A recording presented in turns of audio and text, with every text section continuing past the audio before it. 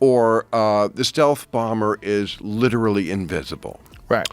Or nobody knew health care was hard to solve. Methodically purging the Republican Party of anyone who voted for his impeachment or doesn't agree that he's the rightful leader of the Seven Kingdoms. Yes, he tried every possible way to steal this election. He tried to do it through the courts. He tried to do it through state legislatures. You can hate Trump. You can't hate all the people who like him. It's half the country. Yeah. And I am certainly not blind to Donald Trump's faults.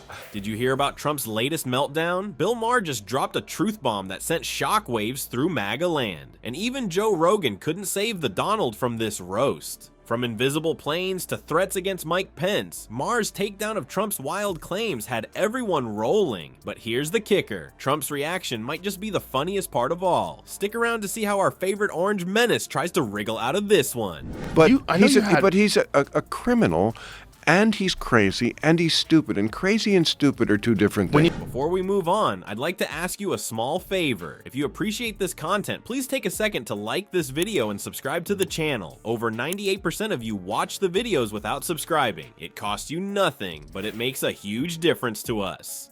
So, did you click the subscribe button? Great, thank you so much. Now back to the video. Alright folks, buckle up, because Bill Maher just took us on a wild ride through Trump's greatest hits of stupidity, and let me tell you, it's a real doozy. Our favorite political comedian didn't hold back as he dug into the Orange Menace's most ridiculous moments. Marr kicked things off with a classic. Remember when Trump insisted his inauguration crowd was the biggest ever? Crazy is like, it's important that the crowd at my inauguration was the biggest ever. Yeah, that happened. But here's the kicker. There were actual photos proving him wrong. It's like arguing with a toddler who swears they didn't eat the cookies while their face is covered in crumbs. And I'm going to make an issue of this for the first 2 weeks of my presidency, despite photographic evidence to the contrary. But wait, there's more. Marr reminded us of the time Trump made a statement so bonkers it had historians rolling in their graves. Apparently, our former president thought Frederick Douglass was still alive and kicking. I guess nobody told Trump that the famous abolitionist hasn't been around for, about 130 years. Maybe he thought Douglass was just really good at social distancing? Crazy. What do you base Okay, that on? let me give you an example. Stupid is like Frederick Douglass is alive. Just when you think it can't get any more absurd, Marr drops another Trump gem on us. Remember when the commander-in-chief claimed that stealth bombers are literally invisible? I mean, sure, they're called stealth for a reason, but Trump seemed to think they had some kind of Harry Potter invisibility cloak. Or the stealth bomber is literally invisible. Right. Or nobody knew health care was hard to solve. Next thing you know, he'll be telling us the Space Force uses lightsabers. As Marr kept piling on these zingers, you couldn't help but wonder, just how many ridiculous things did Trump actually say during his presidency? It's like he was trying to fill up a bingo card of bizarre statements. Methodically purging the Republican Party of anyone who voted for his impeachment or doesn't agree that he's the rightful leader of the Seven Kingdoms. But here's where Marr really drives it home. He points out that all these wacky claims aren't just funny, they're actually pretty scary when you think about it. Trump's obsession with crowd sizes and his refusal to accept reality. That's not just your run-of-the-mill political spin. Nope, Marr calls it like he sees it. It's a sign of what he dubs malignant narcissism. Well, folks, it looks like our favorite orange menace is in a whole heap of trouble. Bill Maher has been dishing out the dirt on Trump's latest shenanigans, and let me tell you, it's juicier than a well-done steak slathered in ketchup. Apparently it's okay, it's not illegal, to lie to the American people. And of course he did lie and continues to lie. Maher's not pulling any punches this time. He's laying out Trump's rap sheet like it's a menu at a criminally bad restaurant. First up on the specials board, forgery. Yep, you heard that right. And then there's one forgery, which has to do with the electors scheme. Criminal intent for What is the forgery? Yes. Conspiracy to commit forgery in the first degree. Two Right. counts of conspiracy to commit false statements and writing. 2 counts of false statements and writings. Turns out our former president might have a side hustle in document fakery. Who knew? But wait, there's more. Maher's just getting warmed up. He's talking about Trump's Georgia adventure, where he apparently tried to conjure up votes like a magician pulling rabbits out of a hat. Find me some votes, Trump supposedly said. Maybe he thought they were hiding under the sofa cushions. Officer.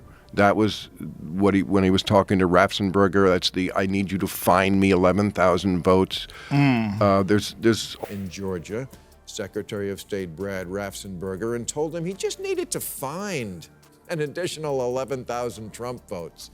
Now, if you thought that was bad, hold on to your MAGA hats. Marr's dropping the R-bomb, RICO. No, not the suave guy from your favorite crime show. We're talking about the Racketeer Influenced and Corrupt Organizations Act. Sounds fancy, right? Well, it's basically a way of saying, hey, we think you're running your business like a mob boss. Trump Tower, meet the Godfather. Violation of a Georgia RICO Act, conspiracy to commit impersonating a public officer. Wonder what that is. Yes, he tried every possible way to steal this election.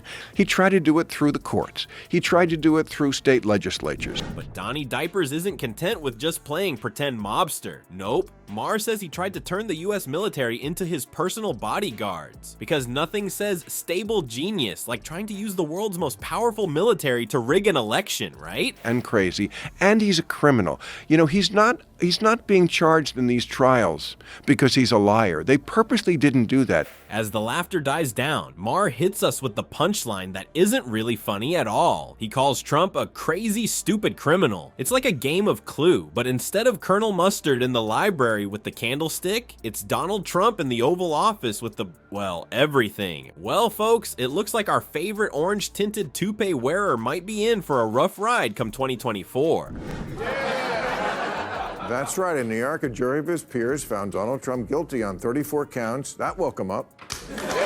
You can hate Trump. You can't hate all the people who like him. It's half the country. Yeah. And I am certainly not blind to Donald Trump's faults.